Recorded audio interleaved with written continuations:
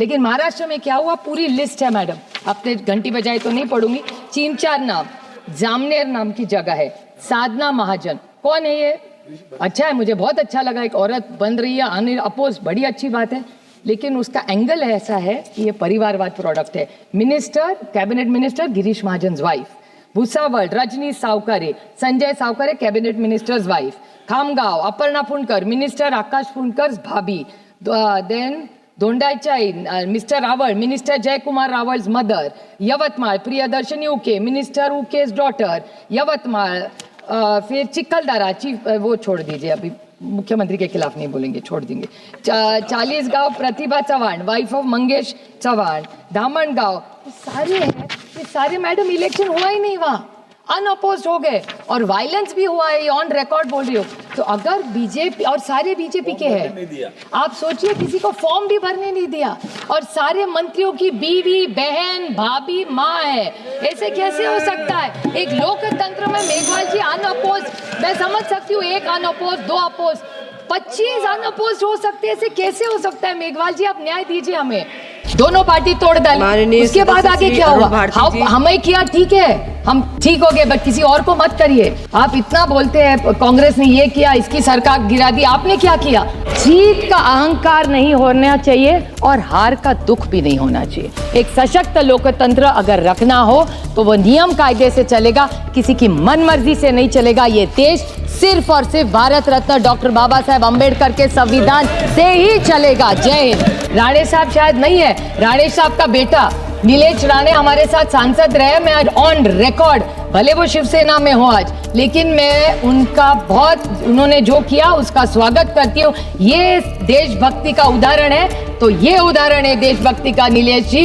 वो भी सत्ता पक्ष में हो, फिर भी देश के लिए कैश पकड़ा गया, और इतना भी नहीं किया, वहां टीवी लेके गए, पूरे देश को दिखाया कि देखो बीजेपी क्या कर रही है। Thank you Madam, I speak here today on behalf of the NCPSP on electoral reforms. Camera. Sir, Madam, I would like to quote Shri G.V. Malvankar ji. A real democracy, one has to not merely look at the provision of the constitution, the rules and the regulations made for the conduct of the business in the legislature, but one has to foster the real democratic spirit in those who in the form of legislature. In this fundamental bond in mind, it will be clear that the question would be decided by majorities in parliamentary government will not be possible if it is reduced to a mere counting of head or hands. If we merely go only by majority, we shall be fostering the seeds of fascism, violence and revolt. This is what Mr. Malvankar has said in this parliament. Madam, why are we debating this? ये चर्चा की ज़रूरत क्यों पड़ी? इसका कारण है कि इस देश में, मैं बड़ी विनम्रता से कहना चाहती हूँ, लेकिन ये वास्तव है, भले ये माने या ना माने, कृष्णा जी को अच्छा नहीं लगेगा, लेकिन इस देश में अगर वो सारे पेपर और मैगजीन्स भी पढ़े, उन्होंने काफ़ी कोट किया आज, कि सबके मन में एक बात है कि इलेक्शन कमीशन फेयर नहीं है, ऐसी एक सोच समाज में आज है। और इसका कारण क्या है? इसके छोटे मैं विक्षेप में कराना चाहती हूँ कि ECI has allowed its political neutrality to become under serious question. This is my first point. Second, model code of conduct is enforced unevenly and inconsistently. The commission has failed to curb hate speeches. I will explain each point in very short later. The appointed process has been totally and politically titled. The election commission has not kept pace with digital manipulation, deepfakes and targeted propaganda. मैं भी उसकी victim हूँ, मैं बताऊंगी उसके बारे में. Political parties routinely bypass expenditure limits and ECI looks away, unfortunately. Electoral roll errors continue disproportionately affecting urban poor, migrants and marginalized groups. VVPAT verification remains too small and opaque. Transfer of orders of officers during elections appear politically motivated, and above all, the Election Commission has not defended its own institution dignity with firmness even once, which is so unfortunate.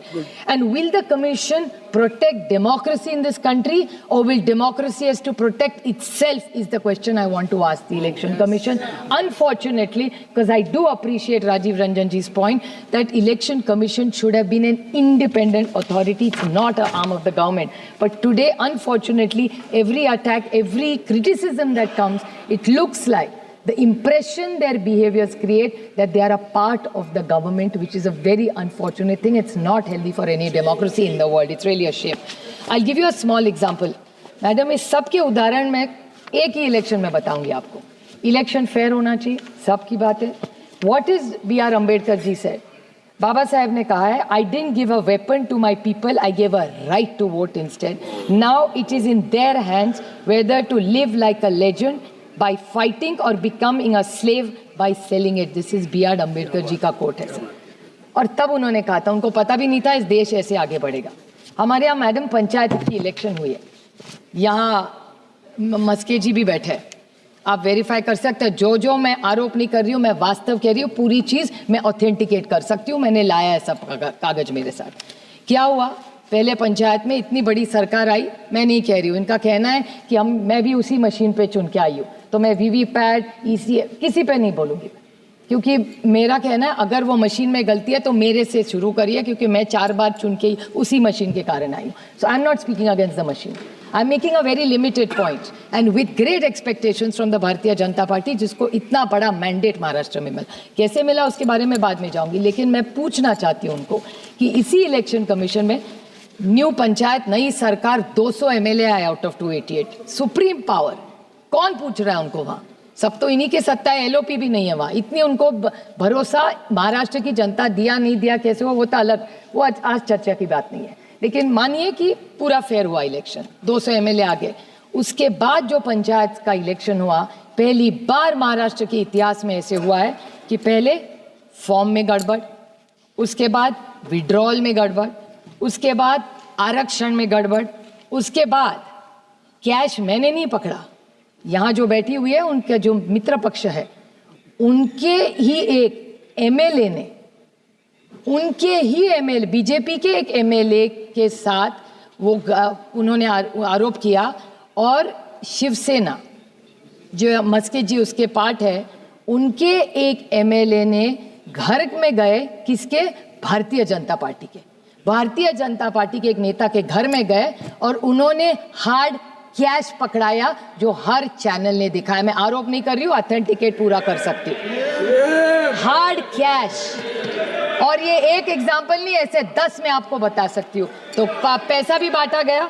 उसके बाद जिस तरह से भाषण करे, हमारी तो election commission Maharashtra में तो है ही नहीं मैडम, है होगी तो हमें तो पता नहीं कहा है. हम जाते मिलते नील बाय माउथ होता है ना, जिप, उन्होंने मौन व्रत रखा है, एक चीज नहीं बोलते. उसके बाद वायलेंस, महाराष्ट्र के इतिहास में आज तक कभी भी वायलेंस नहीं हुआ है, लेकिन बंदूकें भी दिखाई गई. किसने किसको बंदूक दिखाई मुझे नहीं पता, वो तो होम मिनिस्टर हमारे महाराष्ट्र के माननीय मुख्यमंत्री बता सकते हैं. लेकिन गाड़ियां तोड़ी गई, पत्थर फेंके गए, बंदूक निकाली गई. ये कौन सा राज्य है? ये है ट्रांसपेरेंट इलेक्शन. और उसके बाद ईवीएम के लॉक भी तोड़े गए, और ये सारा टीवी पे दिखाया. मैं आरोप नहीं कर रही हूँ, यहाँ मस्के जी भी बैठे, श्रीकांत शिंदे जी भी बैठे, उसी सरकार के पार्ट है, इनके ही लोगों ने ये सारे. मैं फिर से बोल रही हूँ मैडम, फॉर्म में गलती, विड्रॉल में करप्शन, आरक्षण में गड़बड़, कैश बांटा गया. मैं तो प्रधानमंत्री जी से विनम्रता से कहना चाहती हूँ कि आप देश को एक दिशा देख रहे, आप ही की सरकार महाराष्ट्र में कुछ और ही करे जा रही है. नोटबंदी का मैडम आपको याद होगा, इसी हाउस में हमने नोटबंदी पास की. प्रधानमंत्री की क्या इच्छा थी कि इस देश से काला धन निकाल देंगे, पूरा जो भी होगा कैशलेस इंडिया हो जाएगा. अभी तक सरकार, मुझे अभी तक तो पता नहीं, मेरे दोस्त है शिव कुमार उदासी अभी हाउस में नहीं है, लेकिन उन्होंने सवाल किया था, तब मुझे चैलेंज किया था कि नोटबंदी में पैसा कितना गिनते. आज तक किसी को देश में पता नहीं कितना कैश आया इस देश में. तो ये कैश इनके पास, आपके पास नहीं है, हमारे किसी के पास कैश नहीं, बीजेपी के पास कैश मिला. और छोटा नहीं, बैग में नहीं मैडम, सूटकेसेस में मिला है. उसके वीडियो आए हैं. इसकी इंक्वायरी कब लगाएंगे? मैं मांग करती हूँ इस सरकार को कि ईडी और सीबीआई की इंक्वायरी हो और जांच हो ये कैश कहाँ से आती है। अगर ये कैश सरकार छाप नहीं रही है, डिजिटल इंडिया हो रहा है, तो इतना सारा कैश महाराष्ट्र में कैसे पकड़ा जाता है? कि ये खोटी झूठ वाली नोट है कि कौन सी नोट है कि नेपाल से है, ये पता नहीं है। इसकी तो इंक्वायरी होनी चाहिए। This is a issue of not national, international. This is a big racket going on.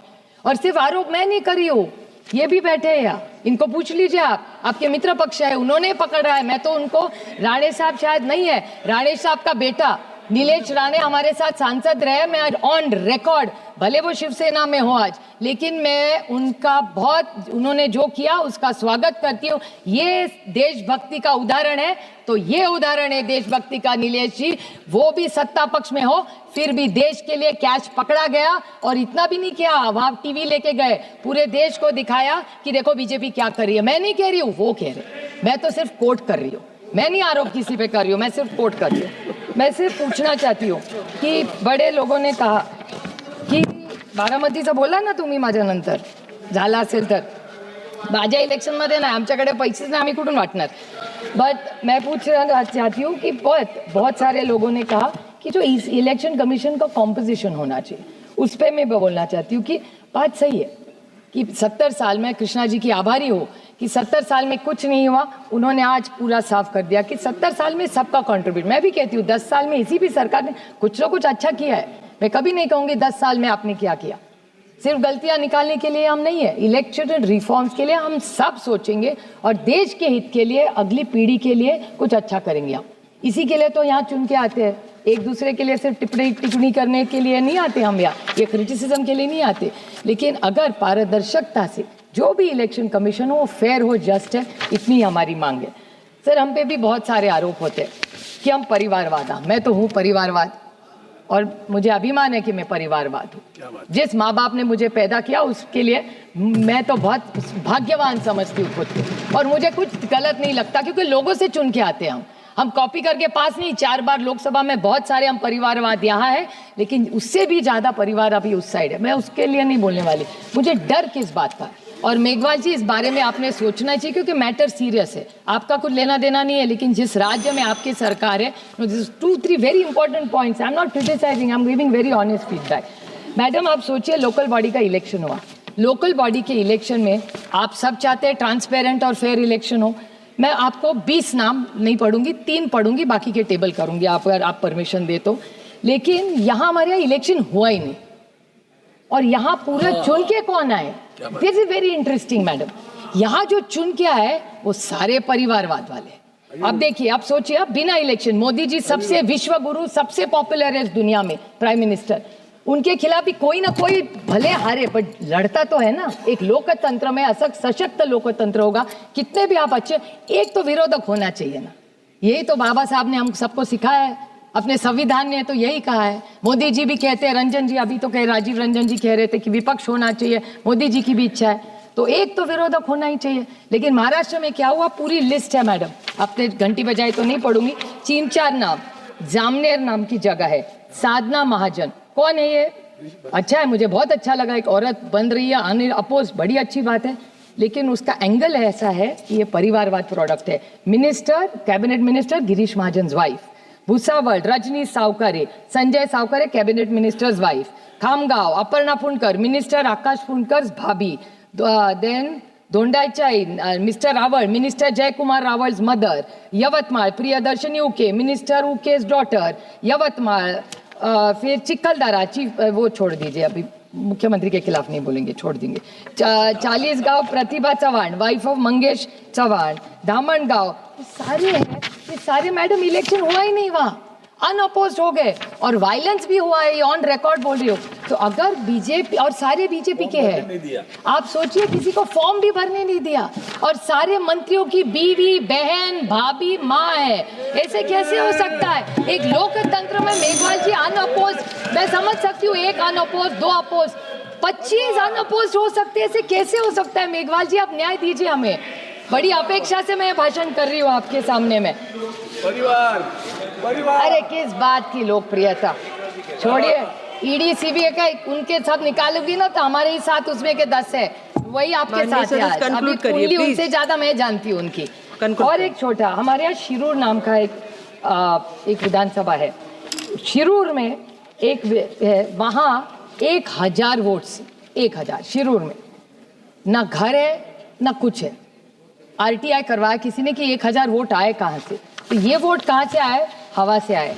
उसको चैलेंज किया है लेकिन उसका जवाब नहीं मिला है। मैडम हम पूछना चाहते हैं, this is it, what did ये रिजर्वेशन, आरक्षण के बारे में इनको बहुत अच्छा लगता है आरक्षण, हम सब उनके साथ हैं, मराठा, धनगर, लिंगायत, मुस्लिम, किसी का भी आरक्षण आप लाइए महाराष्ट्र से, हम पूरी ताकत से आपके साथ खड़े रहेंगे।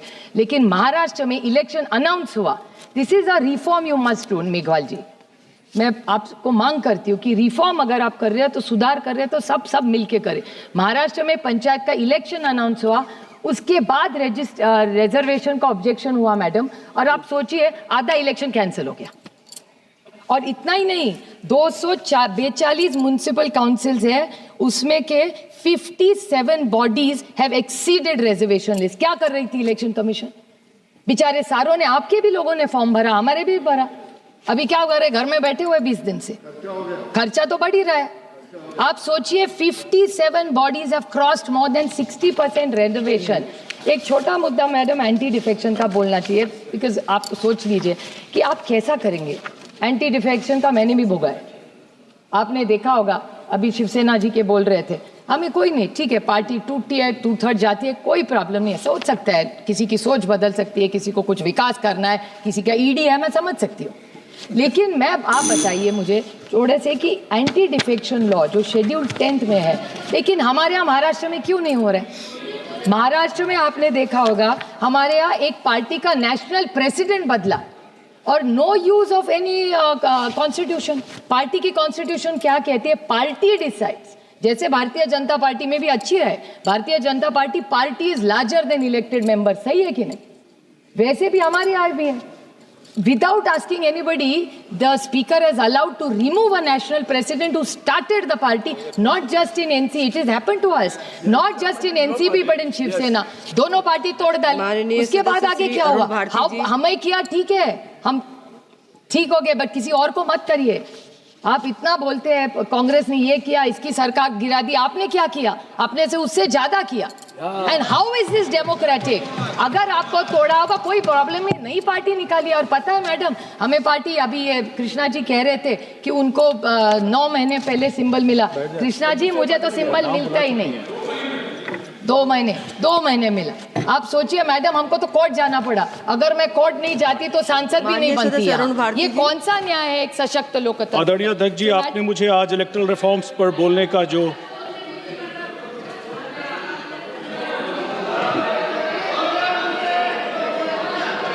थे, देखिए हम भी सरकार में बहुत साल रहे, देखिए जीत का अहंकार नहीं होना चाहिए और हार का दुख भी नहीं होना चाहिए। एक सशक्त लोकतंत्र अगर रखना हो तो वो नियम कायदे से चलेगा, किसी की मनमर्जी से नहीं चलेगा। ये देश सिर्फ और सिर्फ भारत रत्न डॉक्टर बाबा साहेब अम्बेडकर के संविधान से ही चलेगा। जय हिंद।